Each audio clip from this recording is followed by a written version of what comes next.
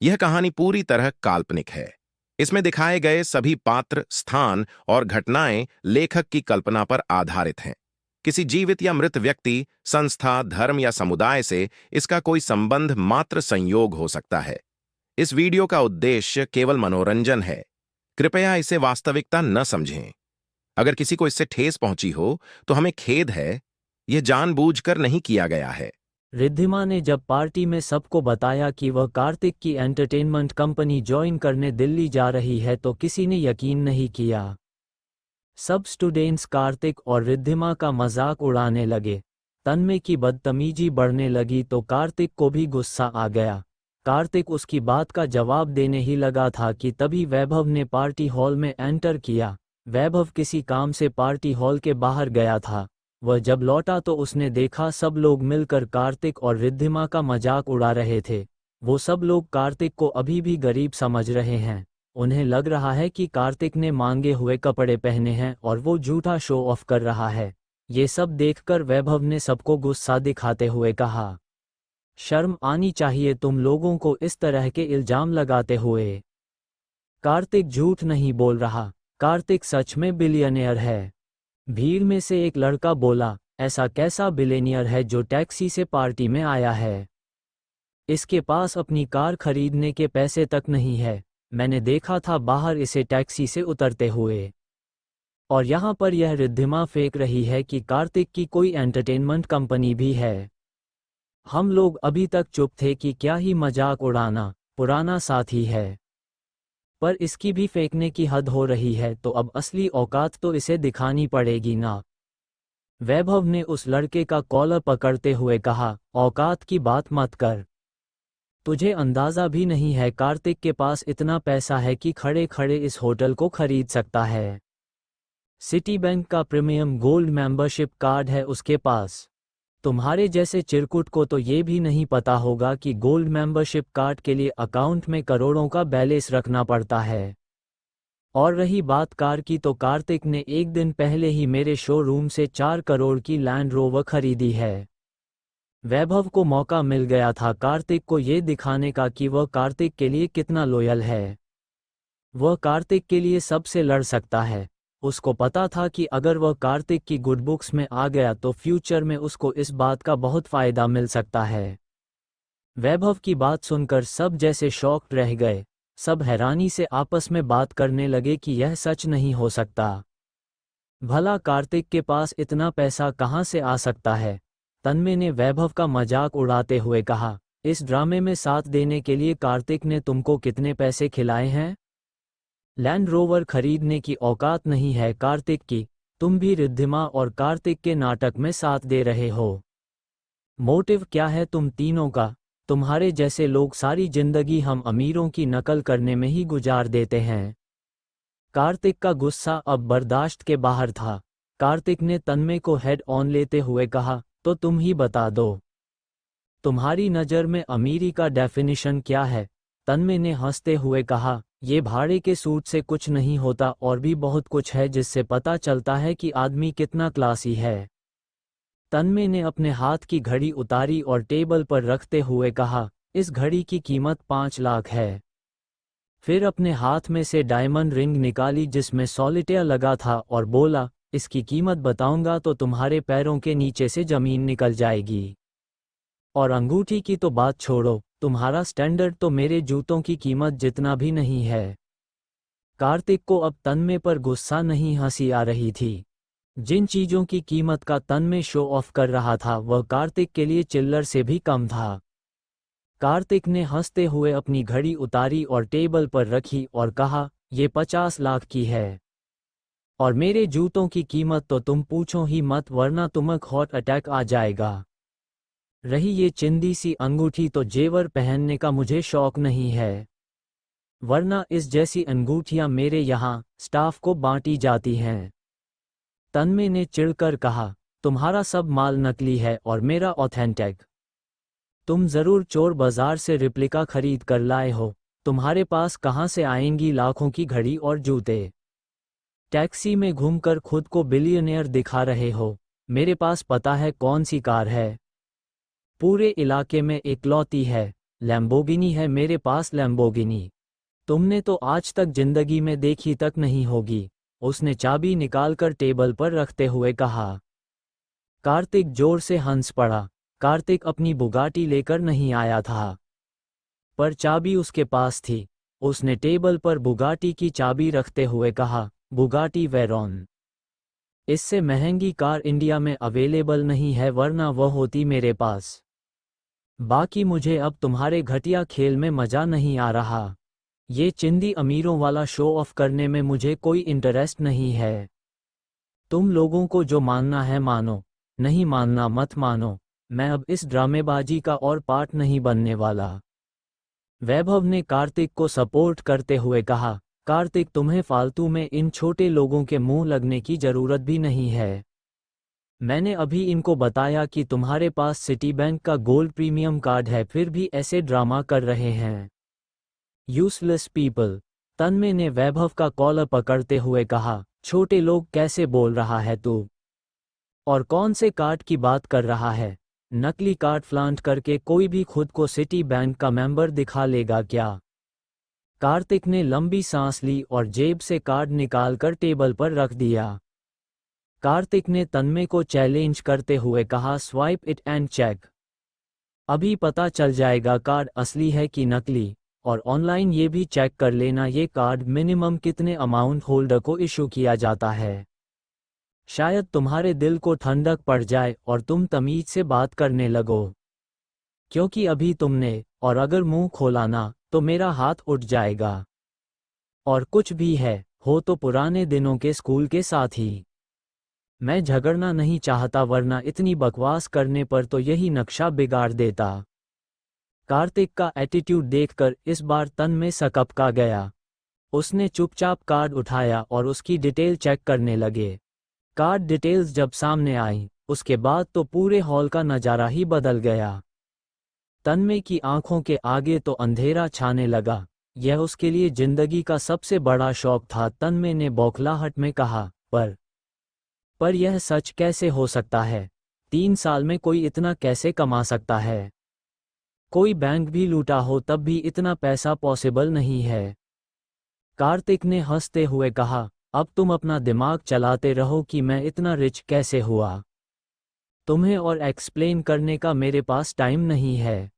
कार्तिक ने एक लीडर की तरह ताली बजाते हुए बाकी स्टूडेंट्स को एड्रेस करते हुए कहा, कम ऑन फ्रेंड्स, क्योंकि मैं ये पहली स्टूडेंट यूनियन पार्टी में अटेंड कर रहा हूँ, इसलिए इसका सारा एक्सपेंस मैं बेयर करूँगा।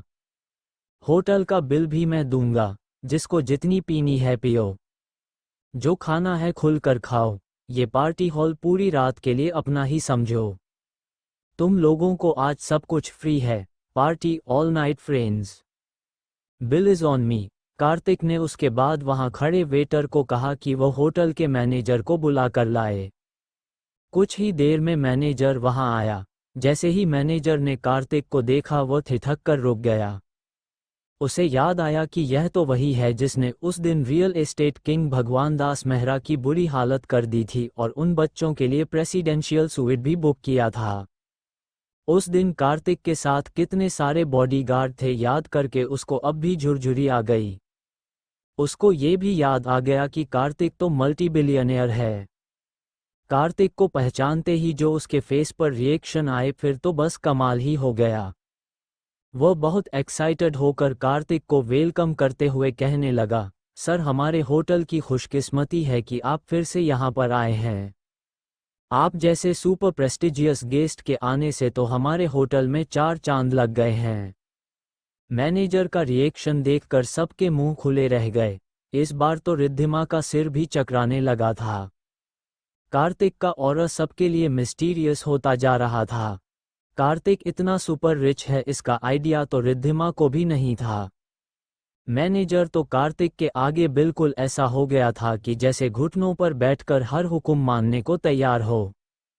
फ्री की पार्टी मिलने पर सब लोग कार्तिक को अप्रिशिएट करते हुए कार्तिक के नाम पर चीयर्स कर शोर मचाने लगे। सिटी के सबसे बड़े 5 स्टार होटल का मैनेजर कार्तिक को खुश करने के लिए सब कुछ करने को तैयार था। वह खुद भाग भाग कर सब इंतजाम देखने लगा। मैनेजर की रिएक्शन से तो अब सब समझ चुके थे कि कार्तिक झूठ नहीं बोल रहा। कार्तिक ने जो वाइन की बोतलें सबको अभी सर्व करवाई थी उनकी कीमत भी लाखों में थी। कार्तिक पानी की तरह पैसा पार्टी में बहा रहा था। अपनी बात को सच होता देख वैभव तो इतरा ही रहा था। रिद्धिमा भी अब अलग ही कॉन्फिडेंस लेवल पर थी। उसने तन्मय को पॉइंट आउट करते हुए कहा, कुछ लोगों के पास जरा बहुत पैसा होता है और वह खुद को 30 मार्खा समझने लगते हैं। इन कुएं के मेढकों ने दुनिया तो देखी नहीं होती, इनको आइडिया ही नहीं होता कि दुनिया में इनसे ऊपर एक से एक लोग बैठे हैं। कार्तिक की असलियत जानने के बाद अब हर कोई उसकी गुड बुक्स में आना चाहता था। एक लड़का जिसके फादर वहां KMLA थे, उसमें आगे आकर कार्तिक को कहा, यार कार्तिक, तुम्हारा घर तो उस पुरानी बस्ती में था ना जिसको भगवान दास मेहरा की कंपनी डिमोलिश करने पर तुली हुई है। मैंने इंटरनेट पर न्यूज़ देखी थी। यार वो आदमी बहुत घटिया है, बल्कि कहना चाहिए कि यहाँ का सबसे बड़ा गुंडा है। वहाँ के लोगों के साथ वो बहुत बुरा कर रहा है। कार्तिक ने मुस्कुराते हुए कहा, हाँ, वो बस्ती के लोगों को लूट रहा था। लोगों के घर की बहुत कम कीमत देखकर उसने उनके घर छीनने की फिराक में था। बल्कि बहुत सारे लोगों के जबरदस्ती साइन करा लिया उसने। उस लड़के ने कार्तिक को कहा, मैं अपने पापा से बात करता हूँ। तुम्हारा घर भी तो वहीं पर है ना, मैं ये सारी प्रॉब्लम सॉर्ट करा दूंगा। भगवान दास पर किसी और का बस चले ना चले, मेरे पापा के आगे उसकी कोई औकात नहीं है। कार्तिक ने हंसते हुए कहा, वह प्रॉब्लम ऑलरेडी सॉर्ट आउट हो चुकी है। अब किसी हेल्प की जरूरत नहीं है। उस लड़के ने सरप्राइज होते हुए कहा, अरे अभी मैंने कल ही तो देखा था कि बस्ती वालों ने भगवान दास के ऑफिस के आगे तोड़फोड़ मचा रखी थी। उससे पंगा लेकर बचना आसान नहीं है, बहुत बड़ा गुंडा है वो। तुम सब लोगों को इतनी आसानी से छोड़ेगा नहीं। इतनी जल्दी प्रॉब्लम कैसे सॉल्व कर ली तुमने? कार्तिक ने बहुत कैजुअली जवाब दिया, क्योंकि मैंने उसकी कंपनी ही खरीद ली है। अब उसके हाथ में कुछ भी नहीं है, वह खुद भिखारी हो चुका है। लोगों के हाथ में गिलास थे और मुंह में वाइन भरी हुई थी, जो झटके से बाहर आ गई। आसपास एक बार फिर से नजारा सदमे भरा हो गया। एक लड़का कार्तिक को बोला, यार कार्तिक, आज एक ही रात में कितने सदमे देगा यार। तरस खा हम बेचारों पर, अब तो दिल की धड़कन भी साथ नहीं दे रही। उसने यह बात कुछ इस तरीके से कही कि कार्तिक जोर से हंस पड़ा और आसपास खड़े बाकी लड़के लड़कियां भी। ये सब बातें सुनकर तन्मय के माथे पर पसीना आने लगा था। वो मन ही मन सोच रहा था कि मैं किससे बिना बात उलझ रहा था। कार्तिक तो बहुत बड़ी हस्ती हो चुका है। कार्तिक को इस तरह प्रोवोक करना उसको बहुत महंगा पड़ सकता है। कार्तिक ने भगवान दास की रियल एस्टेट कंपनी खरीद ली है, ये सुनकर एक लड़के ने कार्तिक को कहा, यार कार्तिक, अब तुम इतनी बड़ी कंपनी के मालिक हो गए हो तो तुम्हारी रियल एस्टेट कंपनी की तरफ से हमको डिस्काउंट प्राइजेस में घर अवेलेबल हो जाएंगे ना? उसके ये कहते ही कुछ और लड़के लड़कियां भी बोलने लगे, हाँ कार्तिक, हम लोग भी मकान चेंज करना चाहते हैं। अभी तक भगवान दास की मोनोपी थी यार रियल एस्टेट में। लूट रहा था लोगों को और मुंह मांगे दाम ले रहा था। अच्छी लोकेलिटी में तो घर ही अवेलेबल नहीं था। अब क्योंकि तुम उस रियल एस्टेट कंपनी के मालिक हो गए हो तो अब तो हमको अच्छी जगह पर सही प्राइस में घर दिलवा ही दोगे। कार्तिक ने हंसते हुए कहा, ठीक है, मुझे कोई दिक्कत नहीं है। अपने दोस्तों की हेल्प नहीं करूंगा तो किसकी करूंगा? तुम लोग कंपनी के ऑफिस आना और बात करना, सब कुछ हो जाएगा। कार्तिक जब बाकी लड़के लड़कियों से ये सब कुछ कह रहा था तो वैभव के दिमाग में एक प्लान बहुत तेजी से घूम रहा था। जब से वैभव को पता चला था कि कार्तिक मल्टी बिलियनियर है, वो लगातार कार्तिक के आसपास बना हुआ था। जब स्कूल के सब लड़के लड़कियां कार्तिक से कुछ न कुछ फेवर मांग रहे थे तो वह चुपचाप खड़ा था। सब अपनी बात खत्म करके चले गए तब उसने कार्तिक से कहा, कार्तिक, मुझे एक ज़रूरी बात करनी थी। दरअसल मैं जिस कार के शोरूम में सेल्समैन की नौकरी करता हूं वहां मैं अपने काम से सेटिस्फाइड नहीं हूं। क्या तुम मुझे अपनी रियल एस्टेट कंपनी में जॉब दे सकते हो? कार्तिक ने उससे पूछा, तुम्हें वहां पर कोई दिक्कत है क्या? वैभव ने बताया, दिक्कत तो कुछ नहीं है, पर वहाँ ग्रोथ का कोई स्कोप भी नहीं है। सैलरी भी बहुत कम है। परिवार की जिम्मेदारियां जिस तरह से बढ़ रही हैं, इतनी सैलरी में गुजारा नहीं हो पा रहा। कार्तिक ने वैभव को कहा, तुम वहां पर सेल्स रिप्रेजेंटेटिव की नौकरी करते हो ना? ऐसा करो, तुम मेरी रियल एस्टेट कंपनी में सेल्स मैनेजर की पोस्ट पर आ जाओ। मेरे ख्याल से यह जॉब तुमको सूट भी करेगा। कार्तिक की बात सुनकर वैभव का चेहरा खिल गया। कारों का हो या मकानों का, सेल्स एंड मार्केटिंग के बेसिक रूल्स हर जगह सेम होते हैं। उसको कोई बहुत दिक्कत नहीं आनी थी प्रॉपर्टी का काम सीखने और मैनेज करने में। पर अभी भी उसे एक बात को लेकर डाउट था। उसने बहुत झिझकते हुए कार्तिक को कहा, थैंक यू सो कार्तिक। ये सेल्स मैनेजर का जॉब मेरे लिए बहुत मायने रखता है, पर यार मुझे सैलरी क्या मिलेगी? मेरे लिए मनी इस वक्त बहुत बड़ा इश्यू है। कार्तिक ने कुछ देर सोचा और कहा, 50,000 फिक्स्ड सैलरी। उसके साथ तुम्हारा सेल्स कमीशन अलग से होगा। ठीक रहेगा ना तुम्हारे लिए? कार्तिक की ऑफर पर वैभव चौंक गया। एज ए सेल्समैन उसको बस 20,000 मिलते थे। कार्तिक ने उसे सीधा 50,000 की जॉब ऑफर कर दी थी, सेल्स कमीशन अलग से। उसने आगे बढ़कर कार्तिक का हाथ थाम लिया और बहुत इमोशनल होते हुए कहा, थैंक यू यार कार्तिक। तुम्हें नहीं पता कि तुम मेरी कितनी बड़ी मदद कर रहे हो। मुझे पैसे की बहुत ज़रूरत है, मैं बहुत मेहनत से काम करूंगा। तुमको अपने डिसीजन पर कभी अफसोस नहीं होगा। कार्तिक ने मुस्कुराते हुए उसे कहा, मैं जानता हूं कि तुम बहुत मेहनती हो। तुम जब चाहो मेरी कंपनी ज्वाइन कर सकते हो। आसपास खड़े बहुत से लड़के लड़कियां उन दोनों की बातें सुन रहे थे। अब तो सबको ये लगने लगा कि कार्तिक के थ्रू वह लोग भी कहीं के कहीं पहुंच सकते हैं। बहुत सारे लड़के लड़कियां कार्तिक को घेर कर खड़े हो गए और अपने अपने प्रोफाइल बताने लगे। वो कार्तिक से इस तरह काम मांग रहे थे जैसे कार्तिक ने कोई प्लेसमेंट कंपनी ही खोल ली हो। थोड़ी देर कार्तिक उन सब की बातें सुनता रहा। उसके बाद कार्तिक को कहना ही पड़ा कि उसकी रियल एस्टेट कंपनी में अब जॉब्स फुल हो गई हैं। फिलहाल उसके पास कोई काम नहीं है। फ्यूचर में कभी कोई वैकेंसी निकलेगी तो वो उन लोगों को ज़रूर बताएगा। कुछ लड़कियां तो कार्तिक के आसपास मंडराती हुई उसके बहुत क्लोज होने की कोशिश कर रही थी। वो अपनी फ्लर्टिंग से इस चक्कर में थी कि कार्तिक उन पर ध्यान दें और उनकी भी किस्मत बदल जाए।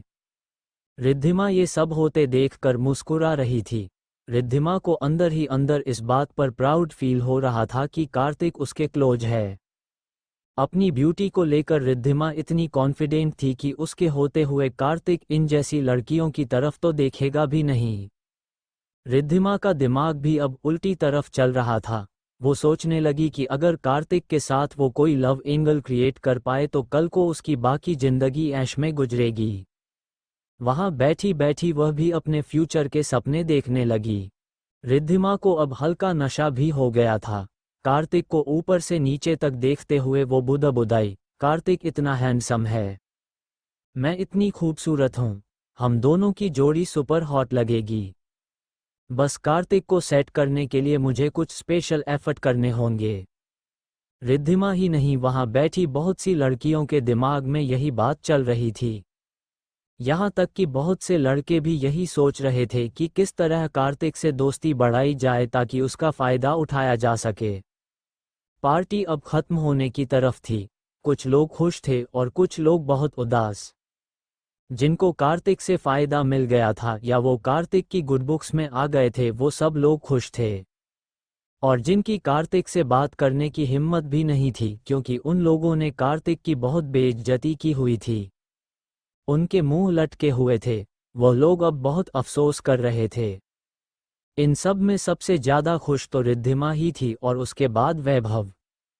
पार्टी खत्म हुई तो कार्तिक उठकर बाहर की तरफ जाने लगा। दरवाजे तक पहुंचा तो देखा वहां मैगी खड़ी है। कार्तिक मैगी को देखकर चौंक गया और पूछा, तुम यहाँ कैसे? सब ठीक तो है। मैगी ने कार्तिक को यह नहीं बताया कि वो शुरू से ही उसके पीछे यहाँ पर आई है। उसने कार्तिक को कहा, सर मुझे लगा कि आप अपने स्कूल फ्रेंड्स से इतने दिन बाद मिले हैं तो शायद थोड़ा ड्रंक ना हो। वापसी में अकेले कैसे आएंगे, इसलिए मैं आपको लेने आ गई। कार्तिक और मैगी जब बात कर रहे थे तब कार्तिक के सारे स्कूल फ्रेंड्स का ध्यान उन्हीं की तरफ था। वहां खड़े सब लड़के तो आंखें फाड़कर मैगी को देख रहे थे। इतनी सुंदर लड़की उन्होंने अपनी लाइफ में नहीं देखी थी। मैगी थी ही एकदम perfect, stunning beauty, perfect figure, perfect height, खूबसूरत बाल, आंखें, स्किन टोन, सब कुछ ऐसा था जैसे कोई दूसरी दुनिया की परी हो। रिद्धिमा भी उसे बहुत हैरानी से देख रही थी। अभी तक रिद्धिमा को ये घमंड था कि यहाँ पर उससे खूबसूरत कोई नहीं है, पर मैगी को देखकर वो खुद दंग रह गई। मैगी की ब्यूटी के आगे तो रिद्धिमा भी कुछ नहीं थी, तो बाकी लड़कियों की तो बात ही क्या थी। मैगी को देखकर सबके मुंह लटक गए। रिद्धिमा का दिल तो भयानक जेलेसी से भर गया। कार्तिक और मैगी को बात करते देख बहुत सारे लड़के लड़कियां उनके नज़दीक आ गए थे। सबको क्यूरियोसिटी थी यह जानने की कि मैगी है कौन। मैगी ने उन सबको इस तरह देखते हुए नोटिस किया तो वह खुद अनकंफर्टेबल हो गई। उसने कार्तिक को कहा, सर मैं पार्किंग से गाड़ी बाहर निकालकर गेट पर आपका वेट करती हूँ। कार्तिक ने हाँ में सिर हिला दिया। मैगी ने जब कार्तिक को सर कहा तो वहां खड़ा हर शख्स शॉक्ड रह गया। उन सबको लग रहा था कि वो कार्तिक की गर्लफ्रेंड है, पर जब वह कार्तिक को सर कहकर एड्रेस करने लगी तो सबके लिए ये बहुत सरप्राइजिंग था। रिद्धिमा ने आगे बढ़कर कार्तिक से पूछा, कार्तिक ये लड़की कौन है? हमें अपनी फ्रेंड से इंट्रोड्यूस नहीं करवाओगे? कार्तिक ने मैगी की तरफ देखकर कहा, ये मैगी है, मेरी बॉडीगार्ड। रिद्धिमा एकदम शॉक्ड रह गई। उसके मुंह से एकदम निकला, बॉडीगार्ड? रियली? उतने ही शौक में आसपास खड़े सब लड़के लड़कियां भी थे। पहले तो यही बात सबके लिए बहुत सरप्राइजिंग थी कि कार्तिक के पास बॉडीगार्ड है। फिर वो बॉडीगार्ड एक लड़की है, और वह भी ऐसी लड़की जो बेहद खूबसूरत है।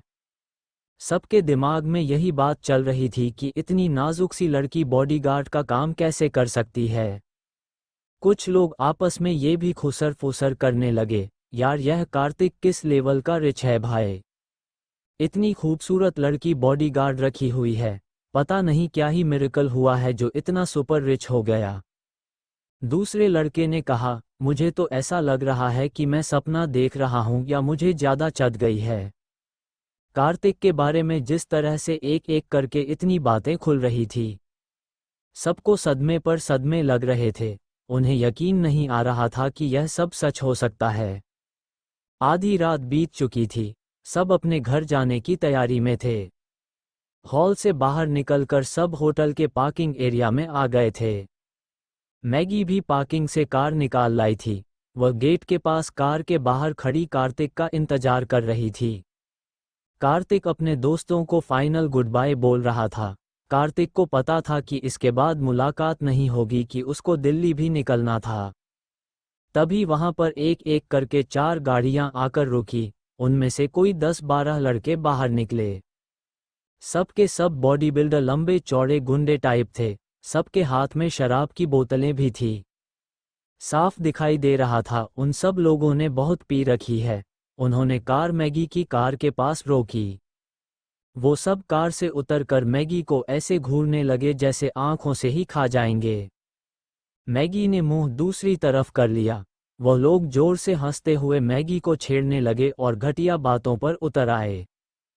उनमें से एक ने कहा, ये तो गजब माल है यार। दूसरे ने मैगी की फिगर पर घटिया कमेंट किया। तीसरे लड़के ने मैगी को देखकर वाहियात इशारा किया और सीटी बजाए। अचानक से वहां का माहौल बहुत ज्यादा टेंस हो गया।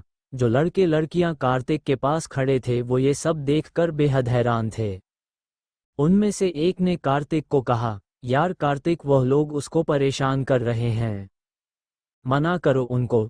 कार्तिक ने उस लड़के को कोई जवाब नहीं दिया और मुस्कुराता रहा।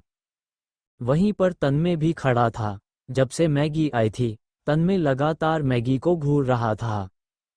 सुंदर लड़कियां उसकी कमजोरी थी, और मैगी जितनी सुंदर लड़की तो उसने लाइफ में नहीं देखी थी। कार्तिक ने अभी जिस तरीके से तन्मय को नीचा दिखाया था वह वैसे भी बहुत ज्यादा चिढ़ा हुआ था। वो अभी भी मौका ढूंढ रहा था कार्तिक को नीचा दिखाने का, पर उसकी हिम्मत नहीं हो रही थी अब कार्तिक से डायरेक्ट पंगा लेने की।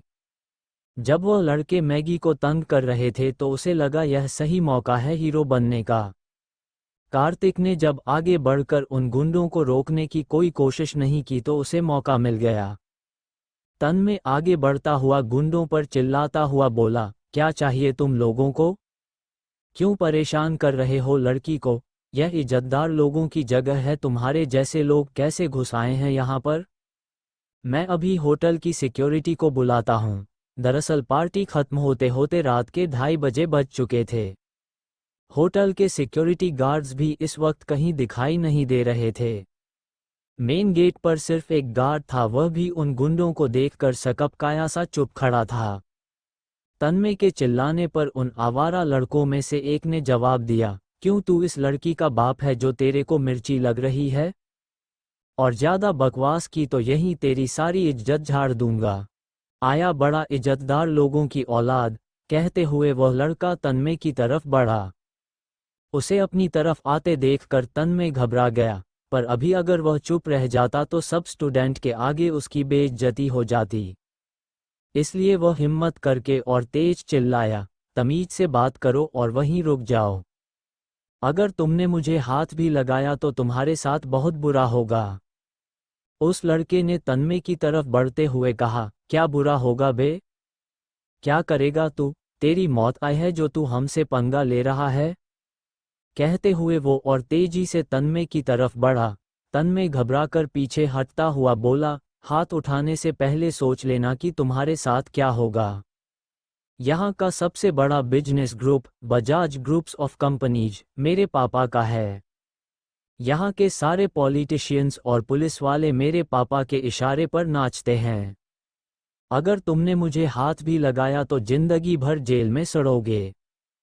तन्मय की बात पर वह सारे आवारा लड़के जोर से हंसने लगे और बोले, अबे जेल का डर किसको दिखा रहा है?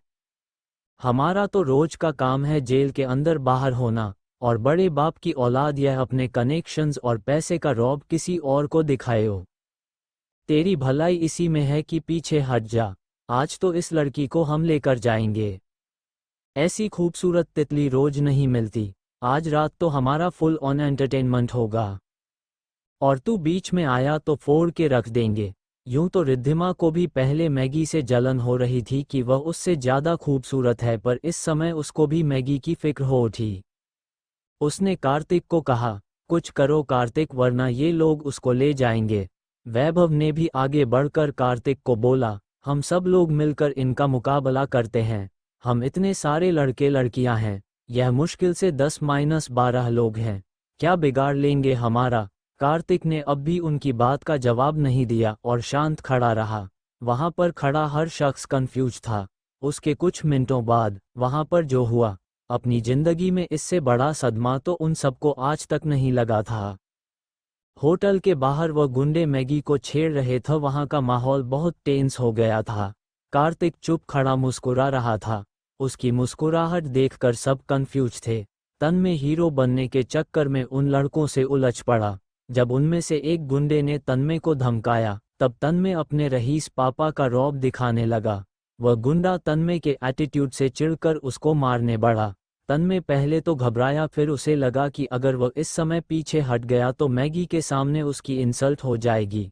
वह चौड़ा होकर आगे बढ़ा और बोला, वहीं रुक जा, वरना बहुत पछताएगा। तू जानता नहीं है मैं किस फैमिली।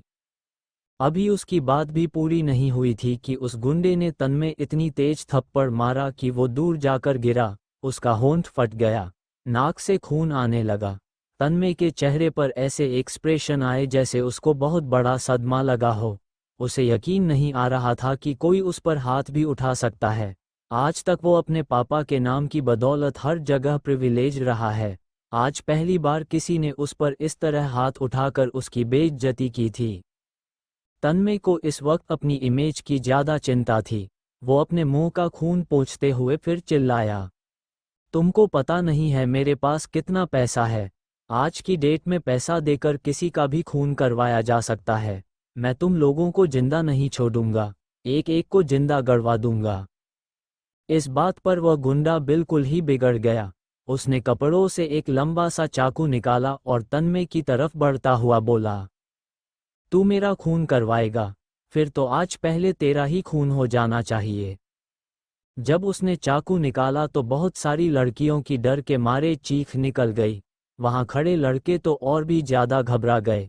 किसी की हिम्मत नहीं हुई कि आगे बढ़कर उस गुंडे को रोके। उसके हाथ में चाकू देखकर अब तन्मय की भी हिम्मत जवाब दे गई। उसका बात करने का टोन फौरन बदल गया। वो गिड़गिड़ाता हुआ बोला, बड़े भाई आप तो खामखा तैश में आ गए, मैंने तो बस यूं ही कह दिया, माफ कर दो भाई। तन्मय के फौरन इस तरह एकदम भीगी बिल्ली बन जाने पर कार्तिक जोर से हंस पड़ा। कार्तिक के आसपास खड़े सब कार्तिक के इस तरह हंसने से शौक रह गए। जहां वह सब डर से कांप रहे थे, वहां कार्तिक हंस रहा था। रिद्धिमा ने बहुत हैरानी से कार्तिक से पूछा, ऐसी सिचुएशन में भी तुमको हंसी आ रही है, इसमें हंसने वाला क्या है? उन गुंडों को किसी के पैसे से फर्क नहीं पड़ता, वह तन्मय को नहीं छोड़ेंगे। उन सब ने पी रखी है, वो लोग तुमको भी नहीं छोड़ेंगे।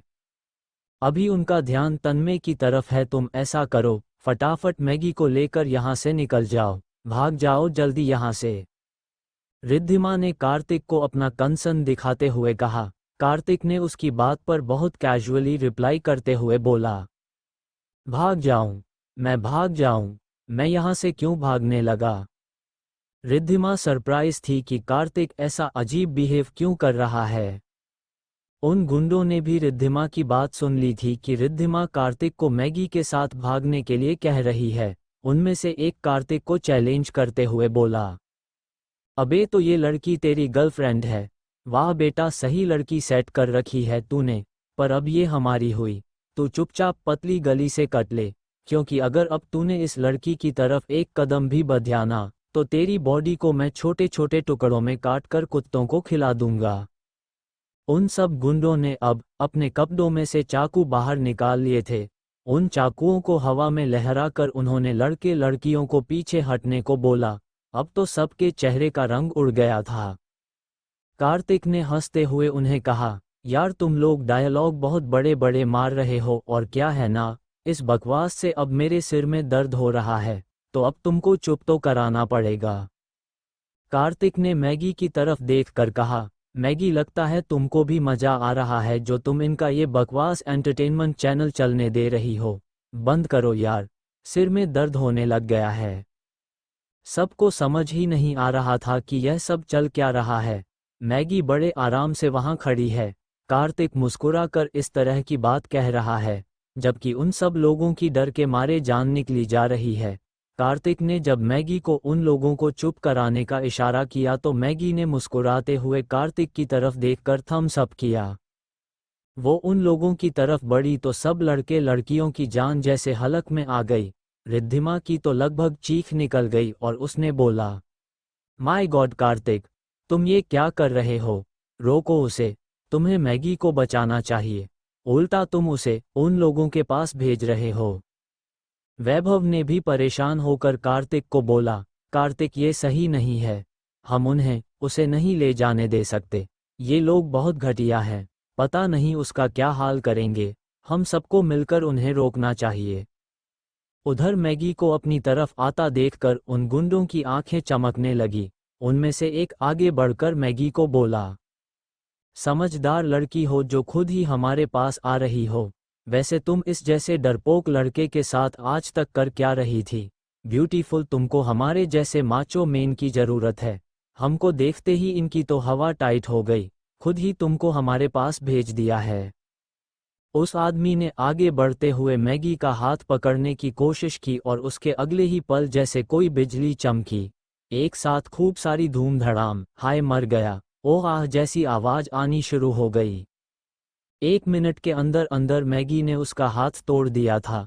उसके दांत टूटे हुए बाहर पड़े थे, मुंह से, नाक से और सिर से खून बह रहा था, और वह जमीन पर पड़ा दर्द से बुरी तरह चीख रहा था। सब तरफ जैसे पिन ड्रॉप साइलेंस हो गया, सिर्फ उस गुंडे की चीखें गूंज रही थी।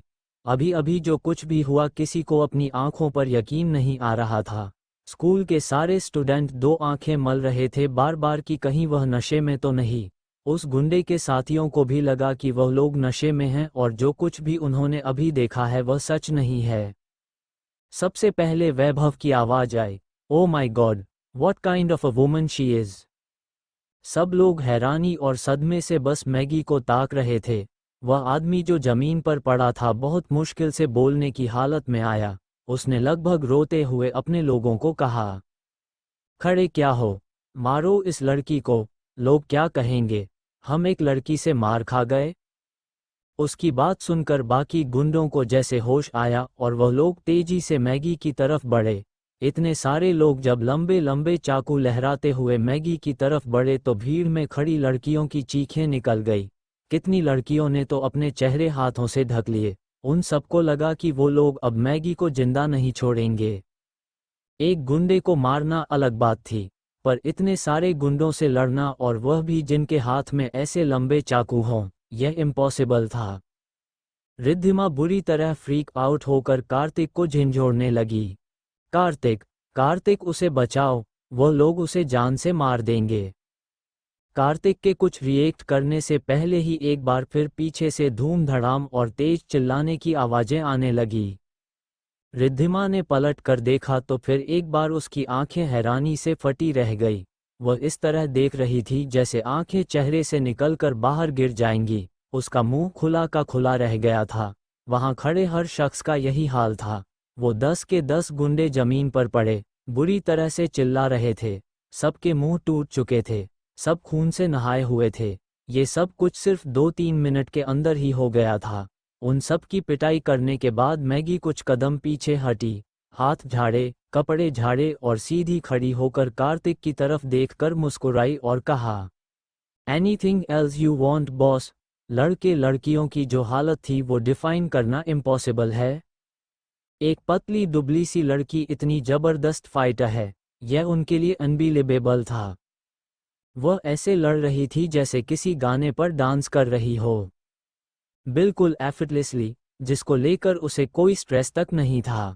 जब कार्तिक ने बताया था कि वह कार्तिक की बॉडीगार्ड है तो सबको लगा कार्तिक ने सिर्फ शो ऑफ करने के लिए एक सुंदर सी लड़की बॉडीगार्ड रखी हुई है। पर अभी जो मैगी ने किया अब जाकर सबकी समझ में आया कि वह किस लेवल की बॉडीगार्ड है। मैगी के शरीर पर एक खरोंच तक नहीं थी, उसके तो कपड़ों की क्रीज तक नहीं बिगड़ी थी और वह लोग टूटे फूटे नीचे पड़े चीख रहे थे। कार्तिक को तो पता था मैगी की कैपेबिलिटीज के बारे में, इसलिए वह बिल्कुल कूल था। कार्तिक आगे बढ़ा और उन गुंडों के लीडर के चेहरे पर थूक कर बोला, ये तो एक छोटा सा लेसन है तुम्हारे लिए, लड़कियों की इज्जत करना सीखो। शुक्र करो जिंदा छोड़कर जा रहा हूँ। अगली बार किसी लड़की को गंदी नज़र से देखो तो ये दिन याद करना, क्योंकि अगर मुझे पता चला कि तुमने ये गंदे काम नहीं छोड़े तो अगली बार मैं तुम्हें जिंदा नहीं छोड़ूंगा। कार्तिक के ये कहने पर तो वहां खड़ी लड़कियां कार्तिक पर फिदा ही हो गई।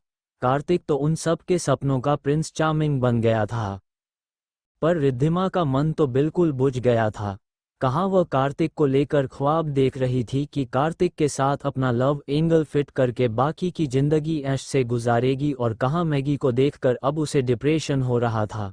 जिस आदमी के पास इस तरह की लड़की एज अ बॉडी गार्ड हो वो रिद्धिमा जैसी को क्यों ही प्रेफर करेगा। तन्मय ने देख लिया था कि कार्तिक क्या चीज़ है, और मैगी की फाइटिंग स्किल देखकर तो वह दंग रह गया था। उसकी पहले ही बहुत बेइज्जती हो चुकी थी। वह चुपचाप उठा और अपनी कार लेकर वहां से निकल गया।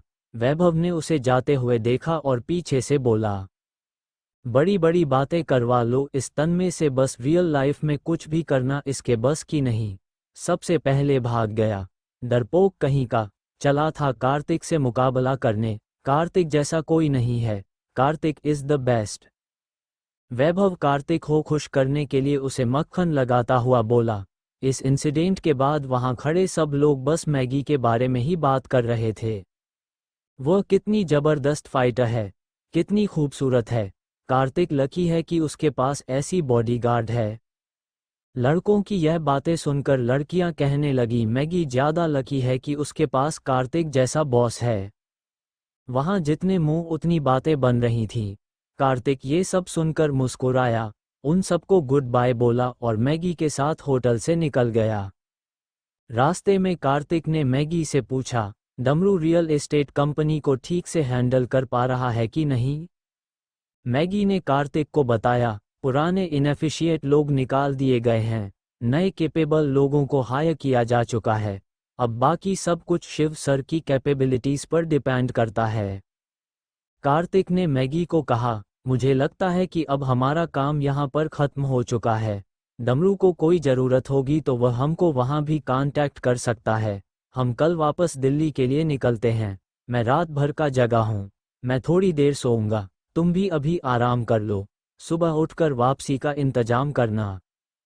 मैगी ने हाँ में सिर हिला दिया। कार्तिक को वहाँ पर आए काफ़ी दिन हो गए थे। दिल्ली में उसका काम सफ़र कर रहा था। वह जिस हालत में रिसोर्ट को छोड़कर आया था, उसे लौटकर वह सब भी ठीक करना था। उसने गाड़ी की सीट पर पीछे सिर टिका दिया और वहाँ के हालातों के बारे में सोचने लगा।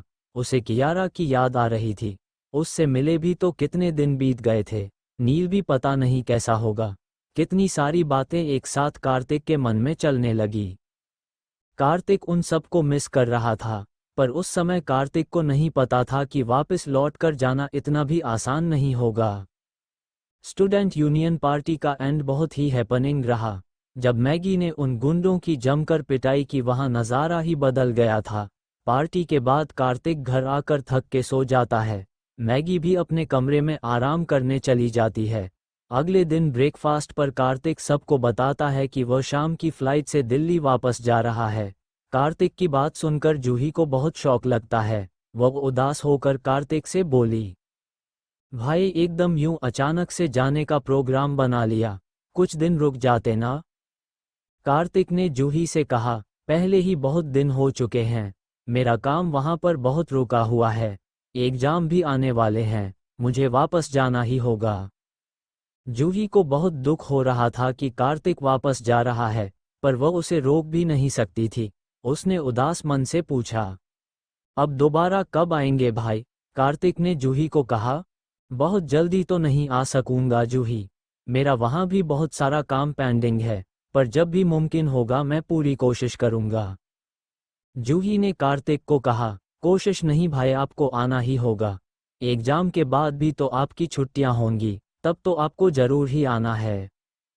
कार्तिक ने मुस्कुराते हुए उसके सिर पर हाथ रखा और कहा, ठीक है, एग्जाम के बाद जो छुट्टियां होंगी तब मैं पक्का आऊंगा, पर अब तुमको एक बात याद रखनी है कि तुम लोग अब गरीब नहीं रहे हो। पैसे खर्च करते हुए सोचना मत, अच्छे से अच्छे कपड़े पहनना, बढ़िया हेल्दी खाना खाना। इन सब बच्चों का नए स्कूल में एडमिशन डमरू करा देगा, और तुमको भी यह घर के काम अब से नहीं करने हैं, सिर्फ अपनी पढ़ाई पर ध्यान देना है। याद है ना, 95% से ज़्यादा लेकर आने हैं, ताकि तुम्हारा दिल्ली यूनिवर्सिटी में एडमिशन हो सके। कार्तिक का प्यार देखकर जूही रो पड़ी और उससे लिपट गई। कार्तिक ने भी उसे कसकर गले लगा लिया। उसको छोड़कर जाते हुए कार्तिक को भी दुख हो रहा था। कार्तिक का मन था कि वह जूही को साथ ले जाए, पर वह इस तरह जूही को नहीं ले जा सकता था। वह जानता था कि डमरू दिल का बहुत अच्छा है, पर बच्चों को संभालना उसके बस का काम नहीं है, और यह सब छोटे बच्चे भी तो कार्तिक के भाई बहन ही थे। जूही उनकी देखभाल एक माँ की तरह कर रही थी। अगर वह जूही को वहां से ले जाता तो उन बच्चों के लिए उसके बिना रहना बहुत मुश्किल हो जाएगा। कार्तिक ने जूही के सिर पर हाथ फेरते हुए कहा, मैं रोज तुमसे फ़ोन पर बात करूंगा, कोई भी दिक्कत हो तो मुझे बताने में ज़रा भी झिझकना मत। जूही ने कार्तिक से कहा, आप चिंता मत करो भाई, यहाँ पर मैं सब संभाल लूंगी। पर वहाँ जॉनी पापा कैसे हैं, उनकी कोई खबर आई?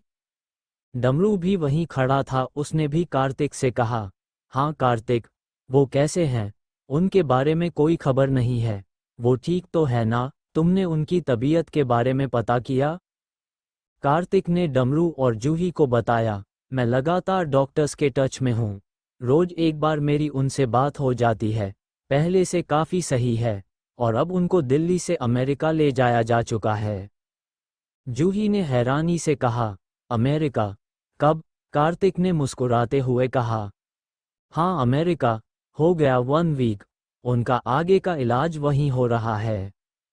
जूही एक बार फिर खुशी से कार्तिक से लिपट गई और बोली, भाई आप ग्रेट हो। आप नहीं आते तो हम सबका पता नहीं क्या होता। हमें तो लगा था कि हम बस जॉनी पापा खो ही देंगे। कार्तिक ने कहा, ऐसे कैसे खो देते? वह हम सबके पापा हैं। हम सबकी जिंदगी उन्हीं की दी हुई है और हमें उनकी दी हुई जिंदगी को सार्थक करके दिखाना है। अब डमरू उस रियल एस्टेट कंपनी को संभालेगा, तुम अपनी पढ़ाई पर ध्यान दोगी और बच्चों का ध्यान रखोगी। जॉनी पापा का ध्यान मैं रख लूंगा। हम सब मिलकर सब संभाल लेंगे। सबके चेहरे पर मुस्कान थी। खुशी खुशी सब नाश्ता करके कार्तिक के जाने की तैयारियां करने लगे। जॉनी पापा को हॉस्पिटल में बहुत रॉयल ट्रीटमेंट मिल रहा था। उनके लिए दिल्ली के इतने बड़े हॉस्पिटल में इलाज होना ही बहुत बड़ी बात थी। जब कार्तिक के लोगों ने आकर उन्हें उनका पासपोर्ट वीजा देते हुए बताया कि उनको आगे के इलाज के लिए अमेरिका भेजा जा रहा है तो वो बहुत हैरान हो गए। कार्तिक ने अपनी फैमिली के सारे कनेक्शंस यूज कर डाले थे उनका इमीडिएट वीजा इशू कराने के लिए। मेडिकल ग्राउंड्स पर यह पॉसिबल हो भी गया था। उसने चौहान अंकल को बोला कि वो जॉनी पापा को एयरपोर्ट खुद ड्रॉप करने जाएं। वहां हॉस्पिटल में सबको पता था कि जॉनी पापा मित्तल परिवार से हैं। हर कोई उनकी सेवा में इस तरह लगा हुआ था कि जरा सी भी कोई गलती ना रह जाए। चौहान अंकल जॉनी पापा से जब मिलने हॉस्पिटल में आए तो जॉनी पापा बहुत सरप्राइज थे, क्योंकि चौहान अंकल के आने पर हॉस्पिटल के स्टाफ का रिएक्शन ऐसा था जैसे वह हॉस्पिटल के मालिक हो। जॉनी पापा कंफ्यूज होते हुए बोले, मैंने आपको पहचाना नहीं, क्या हम पहले मिल चुके हैं? चौहान अंकल बोले, कैसे पहचानेंगे, हम पहली बार मिल रहे हैं। मैं कार्तिक का चौहान अंकल हूँ। बचपन में मैंने ही उसकी देखभाल की है। कार्तिक जॉनी पापा को फोन पर चौहान अंकल के बारे में बता चुका था। जॉनी पापा फौरन बोले, अरे आपने खुद आने की तकलीफ क्यों की? चौहान अंकल ने कहा, तकलीफ की क्या बात है, ये तो मेरी ड्यूटी है। आपको यहाँ किसी तरह की कोई दिक्कत तो नहीं? जॉनी पापा ने कहा, दिक्कत भला क्या होगी? आप लोगों ने तो सब कुछ इतना 5 स्टार अरेंजमेंट किया हुआ है कि मैं आपको कैसे थैंक यू बोलूं, मुझे खुद नहीं पता। चौहान अंकल ने उन्हें कहा, आपने कार्तिक का उसके बुरे दिनों में जितना ख्याल रखा है, ये सब तो उसके आगे कुछ भी नहीं है। अब आप निश्चिंत रहिए और बस अपनी हेल्थ पर ध्यान दीजिए। अब तो आपके घर के भी सारे मैटर सॉल्व हो चुके हैं। उस कर्प भगवान दास मेहरा की कंपनी कार्तिक ने खरीद ली है। अब उस कंपनी को आपका दूसरा बेटा शिव कुमार संभालेगा। वहाँ सब बच्चों का एडमिशन भी अच्छे स्कूल में करवा दिया गया है। आपको किसी भी बात की कोई चिंता करने की बिल्कुल ज़रूरत नहीं है। जॉनी पापा को ये सब कार्तिक भी बता चुका था। उन्होंने मुस्कुराते हुए अंकल चौहान को थैंक यू कहा। इतने में एक 40 की उम्र के आसपास का आदमी वाइट कोट पहने हुए आया। उसने जॉनी पापा और अंकल चौहान को हेलो बोला। फिर उसने जॉनी पापा को कहा, मैं आपका पर्सनल फिजिशियन हूँ। इस सफ़र पर मैं आपके साथ जाऊंगा। आपका सारा ट्रीटमेंट अब मेरी देखरेख में होगा। उस आदमी के साथ एक लेडी भी थी। उसने मुस्कुराते हुए जॉनी पापा को बोला, और मैं आपकी हेड नर्स, आपकी सारी ज़रूरतों का ध्यान रखना मेरी ड्यूटी है। जॉनी पापा को समझ नहीं आ रहा था कि वह क्या ही बोले। उन्होंने हैरानी से अंकल चौहान की तरफ देखा।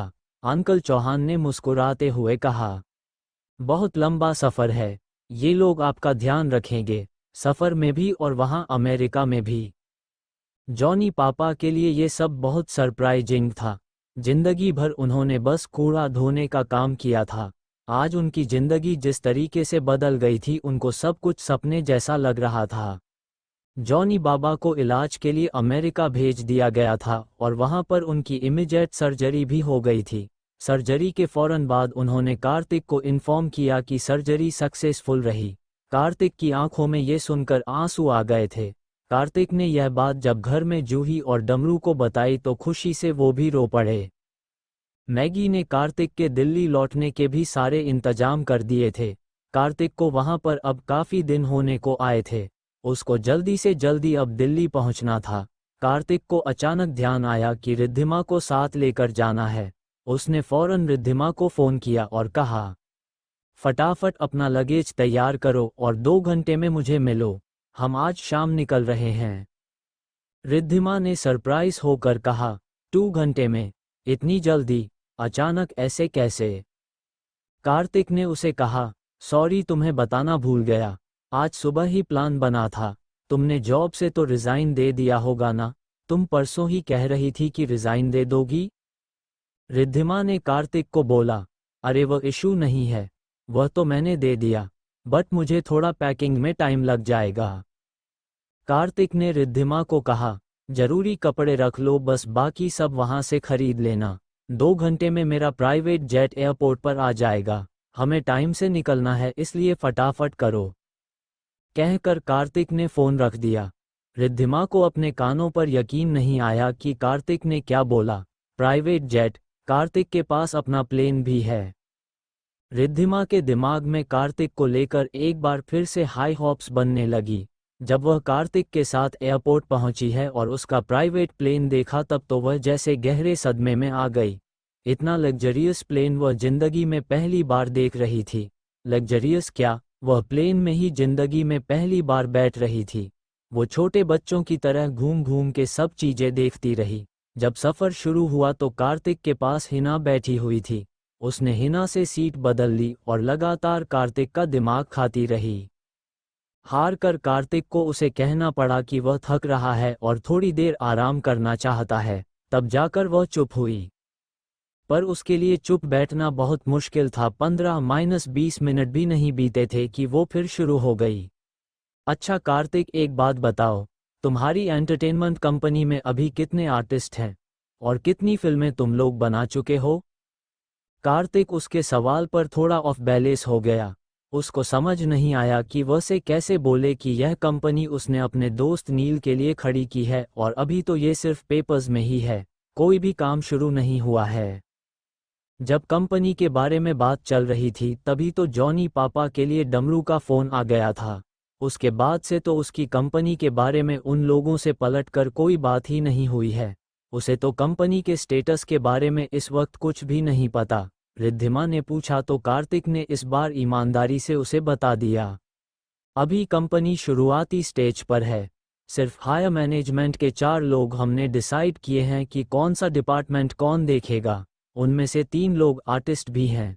मैनेजमेंट स्टाफ के भी कुछ लोगों की बात चल रही थी, बाकी सब अभी आगे होगा। कार्तिक की बात पर रिद्धिमा शॉक्ड रह गई। वो हाइपर होकर एकदम बोल उठी, और तुम इस कंपनी को एंटरटेनमेंट कंपनी कह रहे हो जिसमें अभी तक कोई काम ही शुरू नहीं हुआ? कार्तिक ने उसकी बात का कोई जवाब नहीं दिया। रिद्धिमा को अचानक लगने लगा कि उसने बहुत बड़ी गलती कर दी। उसने कार्तिक की बात पर फौरन हाँ कर दी। एंटरटेनमेंट कंपनी का नाम सुनते ही उस बस फिल्में दिखाई दी, इसलिए ही बस बेसिक सैलरी, खाना और रहने की जगह, इतने में ही वो तैयार हो गई, क्योंकि उसको सिर्फ फिल्मों में काम करने से मतलब था। पर यहाँ तो अब कुछ है ही नहीं। उसका उतरा हुआ मुंह देखकर कार्तिक ने कहा, कंपनी बेशक अभी स्टार्ट हो रही है, पर मैं तुमको एश्योर करता हूँ कि तुमको इससे शानदार डेब्यू कहीं नहीं मिलेगा, इसलिए तुम परेशान मत हो। कार्तिक ने उसे कह तो दिया, पर कार्तिक अब सोच रहा था कि उसे खुद भी कंपनी पर ध्यान देना पड़ेगा, तभी कंपनी को जल्द से जल्द खड़ा किया जा सकेगा। रिद्धिमा का ही नहीं, बल्कि कियारा, साशा, नील, सबकी जिंदगी इसी कंपनी से जुड़ी हुई थी। इन्हीं सब बातों के बीच वो लोग दिल्ली एयरपोर्ट पर लैंड कर गए। पर दिल्ली एयरपोर्ट पर कुछ क्योस क्रिएट हो रखा था। थोड़ी देर पहले ही वहां पर बम होने का एक थ्रेटनिंग कॉल आया था। वहां का माहौल बहुत इंटेंस था। आसपास हर तरीके की सर्चिंग एक्टिविटी जारी थी। कार्तिक और उसके सब लोगों को एयरपोर्ट पर ही रुकना पड़ा। जब वेटिंग एरिया में वह लोग वेट कर रहे थे, तब वहां एक आदमी बहुत देर से उन्हें नोटिस कर रहा था। वेटिंग एरिया में भी रिद्धिमा नॉन स्टॉप बोले जा रही थी, पर इस बार वह कार्तिक का नहीं, हिना का दिमाग खा रही थी। कार्तिक फोन पर रिसोर्ट के मैनेजर से बात कर वहां का स्टेटस पता कर रहा था। सामने बैठे उस आदमी का ध्यान पूरी तरह से मैगी और रिद्धिमा पर ही था, खासकर मैगी पर। एयरपोर्ट पर वो आदमी बहुत देर से मैगी और रिद्धिमा को घूर रहा था। मैगी एकदम चुप बैठी थी और रिद्धिमा लगातार बोले जा रही थी। रिद्धिमा की बातों से ही उसको पता चला कि वह किसी एंटरटेनमेंट कंपनी को ज्वाइन करने यहाँ पर आए है। दरअसल वह आदमी फिल्मों में कास्टिंग डायरेक्टर का काम करता था। वह दोनों को ध्यान से इसलिए देख रहा था कि ऐसी स्टनिंग ब्यूटी उसने भी आज तक नहीं देखी थी। मैगी उस आदमी को ज़्यादा पसंद आई थी, पर मैगी का टेम्परामेंट इतना कोल्ड था कि उसकी मैगी से बात करने की हिम्मत नहीं हुई। वह मौका ढूंढ रहा था कि रिद्धिमा से कैसे बात करें। इतने में एक बच्चा वहां से कोल्ड ड्रिंक हाथ में लेकर निकल रहा था। उस आदमी ने जानबूझकर उस बच्चे के पैर में पैर अड़ाया ताकि वह रिद्धिमा पर जा गिरे, और वह आदमी रिद्धिमा के ऊपर कोल्ड ड्रिंक गिरने से बचा ले। इस बहाने उसे रिद्धिमा से बात करने का मौका मिल जाएगा। जैसे ही उस आदमी ने उस बच्चे के पैर में पैर अटकाया, उस बच्चे के हाथ से कोल्ड ड्रिंक का कण छूटकर हवा में ऊपर उछल गया। वहां बैठे सब लोग एकदम डर गए। सबको लगा कि अब उन सब के कपड़ों पर कोल्ड ड्रिंक के छींटे आएंगे, पर इससे पहले ही कोई समझता मैगी ने बिजली की फुर्ती से उस बच्चे को गिरने से बचाया। दूसरे हाथ से हवा में ही उस कैन को इस तरह लपक लिया कि उसमें से एक भी बूंद बाहर नहीं गिरी। वह बच्चा हैरानी से मैगी को देखता हुआ अपनी मम्मी को बोला, मॉम, स्पाइडरमैन। आसपास बैठे बाकी लोग भी हैरानी से मैगी को देख रहे थे। कुछ लोगों ने मैगी के लिए ताली बजाते हुए उसे अप्रिशिएट किया। मैगी भी मुस्कुराकर अपनी सीट पर वापस बैठ गई, पर इस बार सीट पर बैठते हुए मैगी ने उस आदमी को घूर कर देखा। वो आदमी हैरान रह गया। वह समझ गया कि मैगी ने नोटिस कर लिया है कि उसने जानबूझकर उस बच्चे को गिराना चाहा। पर उसको तो बात करने का मौका चाहिए था। उसे लगा कि उसे मैगी से बात करने का मौका तो मिल ही गया। उसने मैगी को कहा, आपने कमाल कर दिया। जिस तरीके से आपने उस बच्चे को बचाया और कैन को कैच किया वह अमेजिंग था।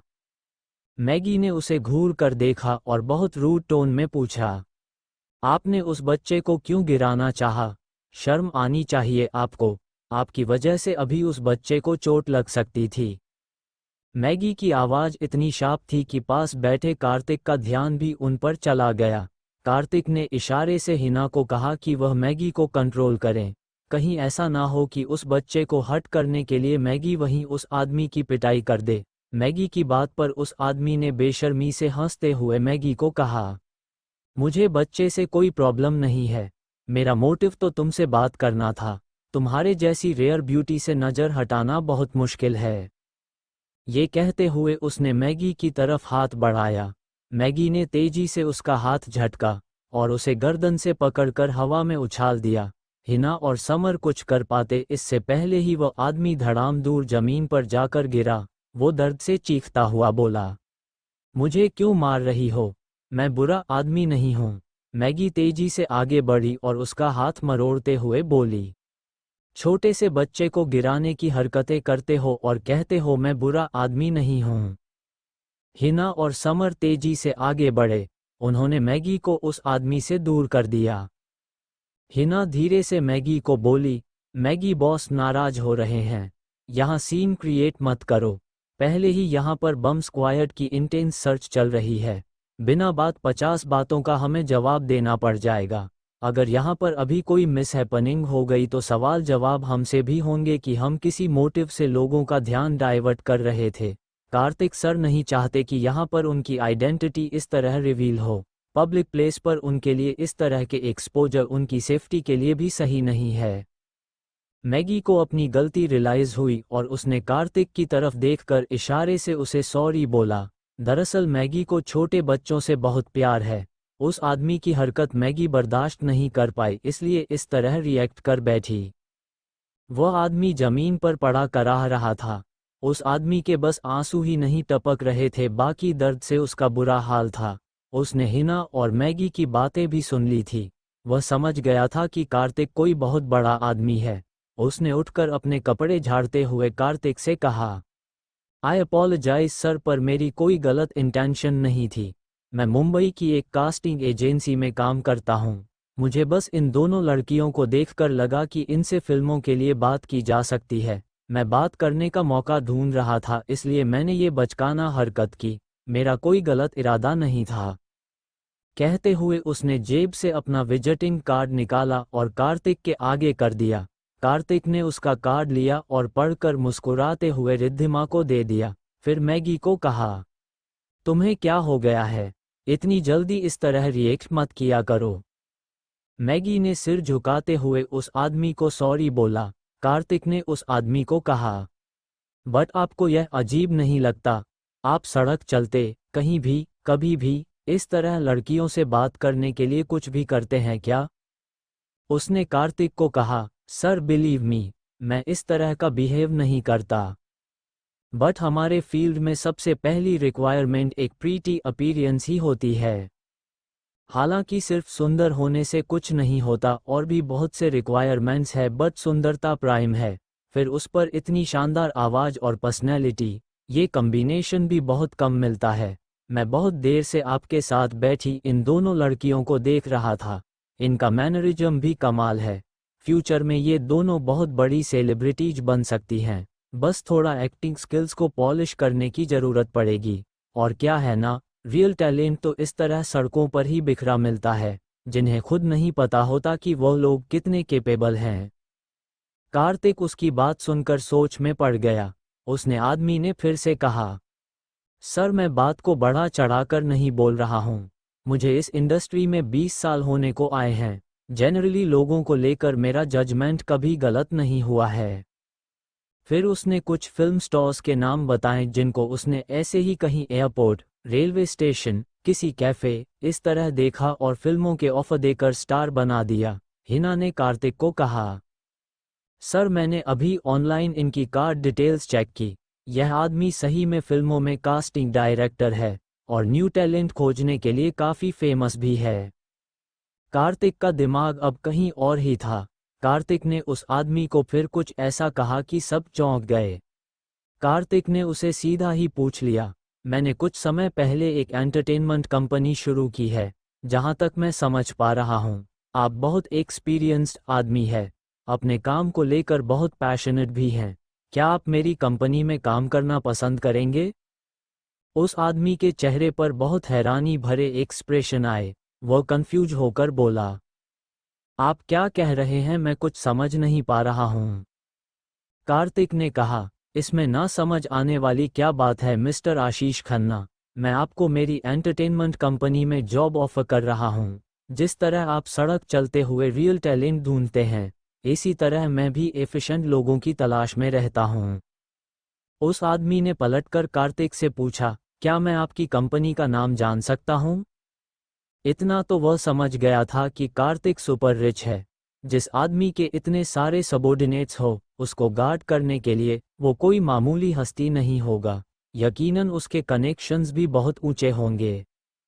उस आदमी ने जब कंपनी का नाम पूछा तो कार्तिक ने कहा, दरअसल अभी कंपनी बस पेपर्स में ही है। कुछ आर्टिस्ट हमने एनरोल किए हैं, बाकी अभी कुछ भी नहीं हुआ है। ये सुनकर उस आदमी के चेहरे पर एक सरकास्टिक स्माइल आई। उसने कार्तिक को कहा, मुझे जल्दबाजी में एक नाव से दूसरी नाव पर कूदने का कोई शौक नहीं है। मेरी कंपनी मुझे अच्छा पे करती है। मैं वहां अपने काम से सेटिस्फाइड हूँ। Anyways thanks for the offer. Kartik को उसकी बात बुरी लगी। कार्तिक ने बहुत एरोगेंस से उससे पूछा, आपकी कंपनी आपको अच्छा पे करती है? ग्रेट, क्या मैं जान सकता हूं कि आपकी अच्छी पे कितनी है? उस आदमी ने बहुत प्राउडली बताया, 1 लाख। इसके अलावा मेरे सारे ट्रैवल एक्सपेंस भी वही बेयर करते हैं। जो भी नए रिक्रूटमेंट मेरी वजह से होती हैं और उनकी फिल्में हिट होती हैं तो मुझे रिवॉर्ड्स भी मिलते हैं, फाइनेंशियल भी और काइंड भी। और कभी कभी रिवॉर्ड्स इतने बड़े होते हैं कि मेरी इनकम डबल हो जाती है। उस आदमी ने एक बात सच बोली थी, बड़ा चढ़ाकर नहीं कहा था। कार्तिक ने कुछ पल सोचा और कहा, हाउ अबाउट 5 लाख? इसके अलावा जो भी ट्रैवल एक्सपेंस और रिवॉर्ड्स की आप बात कर रहे हैं, वह भी आपको मिलेंगे। उस आदमी ने कार्तिक को ऐसे देखा जैसे कार्तिक पागल हो। उसको यकीन नहीं आया, एयरपोर्ट पर खड़े खड़े कोई उसको 5 गुना सैलरी पर जॉब ऑफर कर रहा है। उस आदमी को इस इंडस्ट्री में बहुत साल हो गए थे। उसके काम को रिकॉग्निशन भी बहुत मिला था, पर मनी वाइज ये फैक्ट था कि जितना वो डिजर्व करता था उससे बहुत कम उसे दिया जा रहा था। कार्तिक ने उसको सीधा 5 गुना अमाउंट ऑफर किया। पर होता है ना कि कोई आपको एकदम से इतनी बड़ी ऑफर दे तो ऐसा लगता है कि इसके पीछे कोई और भी मोटिव होगा, उस आदमी ने कंफ्यूज होते हुए कहा। पर आप मुझे इतने बड़ा अमाउंट क्यों ऑफर कर रहे हैं? मैं समझ नहीं पा रहा। आप मुझसे कुछ और भी चाहते हैं क्या? कार्तिक उसकी बात पर चौंका और फिर मुस्कुरा दिया। उस आदमी का इस तरह कंफ्यूज होना नेचुरल था। राह चलते कोई भी किसी को इतनी बड़ी जॉब ऑफर क्यों करेगा? कार्तिक ने बहुत पोलाइटली उन्हें कहा, मेरा कोई और मोटिव नहीं है सिवाय इसके कि मैं अपनी एंटरटेनमेंट कंपनी को जल्दी से जल्दी शुरू करना चाहता हूँ। उसे देश की नंबर 1 कंपनी बनाना चाहता हूँ। यह मेरा कार्ड है।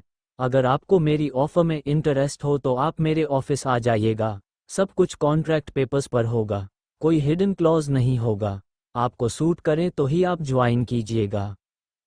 उसने कार्तिक के हाथ से कार्ड ले लिया। हिना ने उस आदमी को कहा, इतनी शानदार ऑफर जिंदगी में बार बार नहीं मिलती। किस्मत हर रोज दरवाजा नहीं खटखटाएगी। इतना मत सोचो ब्रो, ऐसा ऑफर जिंदगी में दोबारा नहीं मिलेगा। वह आदमी चुप खड़ा रहा। जो कुछ भी हो रहा था उसके लिए बहुत सरप्राइजिंग था। उसने सिर हिलाते हुए कार्तिक को कहा, सर मैं आपके ऑफिस आता हूं तब हम बात करते हैं। कार्तिक ने मुस्कुराते हुए कहा, मोस्ट वेलकम। कार्तिक को पता था कि वह कंपनी जरूर ज्वाइन करेगा। कार्तिक ने फिर बहुत फ्रेंडली जेस्चर के साथ उन्हें कहा, कंपनी जब ज्वाइन करेंगे तब करेंगे, पर फिलहाल हम दोस्तों की तरह बात तो कर ही सकते हैं। कार्तिक का फ्रेंडली नेचर देखकर वह आदमी अब बहुत कंफर्टेबल फील कर रहा था। उसके बाद वह और कार्तिक फिल्म इंडस्ट्री के बारे में बहुत सारी बातें करते रहे। कार्तिक उससे फिल्म इंडस्ट्री की इनसाइड वर्किंग पैटर्न के बारे में समझता रहा। थोड़ी देर बाद एयरपोर्ट पर माहौल नॉर्मल हो गया और सब लोग को रिलीज कर दिया गया। एयरपोर्ट के बाहर रिसोर्ट की कार कार्तिक को लेने पहुंची हुई थी। रिसोर्ट का सीईओ कार्तिक को रिसीव करने खुद आया था। रास्ते में कार्तिक ने उससे पूछा, रिसोर्ट की रेनोवेशन कहाँ तक पहुंची? उसने कार्तिक को कहा, सर हमको बहुत ज़्यादा नुकसान पहुंचा है। ऑलमोस्ट 70% रिसोर्ट जलकर राख हो गया था, इसलिए टाइम लग रहा। कार्तिक ने अपने सीईओ को कहा, काम को स्पीड अप करो, जितना पैसा चाहिए लो, ज़्यादा लोगों को हायर करो पर तेज स्पीड से काम को खींचो। रिसोर्ट का रेनोवेशन जल्द से जल्द खत्म होना चाहिए। सीईओ ने कहा, सर अगर हम बहुत हाई स्पीड पर काम करेंगे तो हमारा कॉस्ट बहुत ज़्यादा बढ़ जाएगा। कार्तिक ने उसे बोला, अभी जो मैंने कहा आपको सुनाई नहीं दिया? पैसे की फिक्र आप मत कीजिए। 1 महीने के अंदर रिसोर्ट दोबारा खोलना है। 1 महीना मतलब 1 महीना। जितना टाइम हमारा रिसोर्ट बंद रहेगा हमारी रेपुटेशन के लिए उतना ही बुरा है। सीईओ ने हाँ में सर हिला दिया। कार्तिक ने ड्राइवर को कहा कि वह कार मंडी हाउस की तरफ ले ले। कार्तिक पहले अपनी एंटरटेनमेंट कंपनी के ऑफिस जाना चाहता था, जो उसके कल्चरल के 3rd फ्लोर पर था। जब क्लब के बाहर गाड़ी रुकी तो कार से उतरकर कार्तिक बहुत देर उस बिल्डिंग को देखता रहा। बिल्डिंग पर बड़ा सा बोर्ड लगा हुआ था, जिससे पता चलता था कि यह बिल्डिंग एक कल्चरल क्लब है। तभी वहां पर एक कैब आकर रुकी। उसमें से एक आदमी उतरा, जिसे देखकर कार्तिक चौंक गया। कार्तिक एयरपोर्ट से सीधा अपने कल्चरल क्लब आया। वो क्लब के बाहर खड़ा बिल्डिंग पर लगे बोर्ड को देख ही रहा था कि वहां एक और कार आकर रुकी। कार्तिक ने पलट कर देखा तो वही आदमी था जिसे एयरपोर्ट पर कार्तिक ने अपनी एंटरटेनमेंट कंपनी में काम करने की ऑफर दी थी। कार्तिक ने मुस्कुराकर उन्हें कहा, अगर यहीं आना था तो आप मेरे ही साथ आ जाते। उस आदमी ने भी हंसते हुए कार्तिक को जवाब दिया, जाना तो मुझे कहीं और था पर फिर मैंने अपना इरादा बदल दिया। मुझे लगा कि पहले आपके ऑफिस जाना शायद ज़्यादा ठीक रहेगा। मुझे दरअसल कहीं पर एक कॉन्ट्रैक्ट साइन करना था, पर कोई फर्दर डील साइन करने से बेटर है कि मैं एक बार आपके प्रपोजल को कंसिडर कर लूं। कार्तिक ने मुस्कुराते हुए कहा, यह आपने अच्छा किया। उसने कार्तिक से पूछा, आपके कार्ड पर कंपनी का यही एड्रेस है पर यहाँ तो किसी कल्चरल क्लब का बोर्ड लगा है। कार्तिक ने उसे कहा, हाँ यहीं के 2nd फ्लोर पर कंपनी का ऑफिस है। उस आदमी के चेहरे पर एकदम एक्सप्रेशन चेंज हुए। एक एंटरटेनमेंट कंपनी का ऑफिस इस तरह किसी रेंटेड फ्लोर पर। उसे तो लग रहा था कि कार्तिक बहुत रिच है। उस आदमी ने सरप्राइज होते हुए कहा, आपकी कंपनी का ऑफिस इस बिल्डिंग में है? कार्तिक ने पलटकर पूछा, क्यों, कोई दिक्कत है क्या? उस आदमी ने कहा, नहीं, दिक्कत तो कुछ नहीं है, पर जनरली एक अच्छी बड़ी एंटरटेनमेंट कंपनी की ऑफिस बिल्डिंग अलग होती हैं। कार्तिक ने उसे जवाब दिया, हमारी एंटरटेनमेंट कंपनी की भी ऑफिस बिल्डिंग अलग ही होगी। ये बस टेम्परली हम इस्तेमाल कर रहे हैं। कार्तिक की बात पर वह आदमी अब मुस्कुरा कर कहा, दैट्स ग्रेट। हालांकि अब वह श्योर नहीं था कि वो कार्तिक की ऑफर को एक्सेप्ट करें कि नहीं। कार्तिक ने उसे अपने साथ अंदर आने को कहा। कार्तिक ने जैसे ही अपने क्लब में एंटर किया, सामने ही राधिका खड़ी थी। राधिका उसे देखकर चहकती हुई बोली, welcome sir, finally you are back. Kartik ने मुस्कुराते हुए पूछा, कैसा चल रहा है क्लब? राधिका ने कहा, फंटास्टिक सर, क्लब का बिजनेस बहुत बढ़िया जा रहा है। हमारी रेपुटेशन भी बहुत बढ़ चुकी है। उस कास्टिंग डायरेक्टर को लगा था कि कार्तिक ने ऑफिस के लिए इस कल्चरल क्लब का एक फ्लोर रेंट पर लिया है। उसे बिल्कुल आइडिया नहीं था कि पूरा क्लब ही कार्तिक का है। जब उसने देखा कि किस तरह से लोग उसको रिपोर्ट कर रहे हैं, ग्रीट कर रहे हैं, तब वह हैरान रह गया। क्लब का सिक्योरिटी हेड राशिद वहीं खड़ा था। राशिद वहीं था जिसे कार्तिक ने उस पब के बाहर सिक्योरिटी गार्ड की नौकरी छोड़ने के बाद यहां पर सिक्योरिटी हेड की नौकरी दी थी। उस आदमी ने राशिद से पूछा, ये क्लब किसका है? राशिद ने कहा, हमारे मालिक कार्तिक मित्तल का। सारी बिल्डिंग उन्हीं की है। उस आदमी ने हैरान होते हुए कहा, मंडी हाउस जैसे पॉश एरिया में यह इतनी बड़ी बिल्डिंग तुम्हारे बॉस की है? राशिद ने प्राउड फील करते हुए जवाब दिया, ये बिल्डिंग क्या, स्टार मून रिजॉर्ट का नाम सुना है? वह भी हमारे बॉस कार्तिक मित्तल का ही है। अब तो उस कास्टिंग डायरेक्टर की शक्ल देखने वाली थी। उसको पता था कि स्टार मून रिजॉर्ट कंट्री का one of the biggest resort है और सबसे कॉस्टलीस्ट भी। अगर उसका मालिक ये लड़का है तो फिर तो इसकी वेल्थ कितने अरबों खरबों में होंगी, इसका अंदाजा लगाना भी इम्पॉसिबल है। वह समझ गया कि वह बेकार की फिक्र कर रहा है। जिस आदमी के पास इतना पैसा है, यकीनन उसके पास बहुत ऊंचे कनेक्शंस और पावर भी होगी। इस आदमी की एंटरटेनमेंट कंपनी को ऊंचाइयों पर पहुंचने से कोई नहीं रोक सकता। इस कंपनी में काम करके उसे बहुत फायदा ही होने वाला था। जब उन सब ने क्लब के अंदर एंटर किया तो क्लब में बहुत भीड़ थी। क्लब अपने फुल पावर पैक कैपेसिटी पर था। स्टेज पर कियारा गा रही थी। उसने दूर से ही कार्तिक को देख लिया। उसका बस चलता तो वहीं परफॉर्मेंस रोककर भागकर आकर कार्तिक के गले लग जाती, पर उसने शो को जारी रखा। उसने दूर से बस कार्तिक को आंखों से इशारा किया कि वह कार्तिक को देखकर बहुत खुश है। कार्तिक ने भी उसको स्माइल दी और इशारे से कहा कि परफॉर्मेंस के बाद ऊपर ऑफिस में आ जाए। उसने भी हाँ में सिर हिला दिया। वहां से गुजरते हुए उस कास्टिंग डायरेक्टर आशीष खन्ना के तो जैसे होश उड़ गए थे। इतना शानदार क्लब, इलेक्ट्रीफाइंग माहौल और इतनी जानदार परफॉर्मेंस। वो कुछ देर तो देखता ही रह गया। थोड़ी देर पहले वो मैगी और रिद्धिमा को देखकर सरप्राइज था। अब कियारा को देखकर तो उसने दांतों तले उंगली दबा ली थी। वह हैरान था कि कार्तिक के पास एक से एक टैलेंट भरे पड़े हैं। अभी बाहर राधिका को देखकर भी वही सोच रहा था कि कितनी सोलफुल आवाज है। कार्तिक अपने ऑफिस में जब ऊपर पहुंचा, नील चेयर पर बैठा कुछ पेपर्स स्टडी कर रहा था। कार्तिक को देखते ही वो सीट से उछलकर खड़ा हुआ और भागकर उसके गले लग गया। दोनों दोस्त इस तरह गले लगे रहे जैसे बरसों बाद मिल रहे हों। नील कार्तिक को नाराजगी दिखाते हुए बोला, यार तेरे को बार बार क्या हो जाता है? मिलता है तो ऐसे मिलता है कि जैसे तुझसे जिगरी कोई नहीं, और कहीं जाता है तो यूं भूल जाता है कि जैसे कभी था ही नहीं। कार्तिक ने नील के सर पर चपत लगाते हुए कहा, यार तेरी फिर नौटंकी शुरू हो गई। तुझे कभी एक पल भी भूल सकता हूं मैं। तुझे मेरा बैकग्राउंड पता तो है यार। बहुत सारी प्रॉब्लम थी वहां पर। गया तो 2-4 दिन को था पर ज्यादा समय लग गया। पर अब वहां पर सब ठीक है। अब लौट आया हूं। अब इस क्लब पर, एंटरटेनमेंट कंपनी पर, रिजॉर्ट पर, इन्हीं सब पर कंसंट्रेट करना है। नील ने कार्तिक को टोका, और साथ में पढ़ाई देखनी है। और बेटा कियारा को भी देख लियो, वरना तेरे सिर पर जो बाल है ना, बचने नहीं वाले। तूने इतने दिन में उसको 4 फोन भी नहीं किए हैं। कार्तिक ने नील से कहा। अभी नीचे उसे देखकर मैं भी यही सोच रहा था कि बेटा तबीयत से जूते पड़ने वाले हैं आज तो। कार्तिक के ये बोलते ही दोनों दोस्त खिलखिलाकर हंस दिए।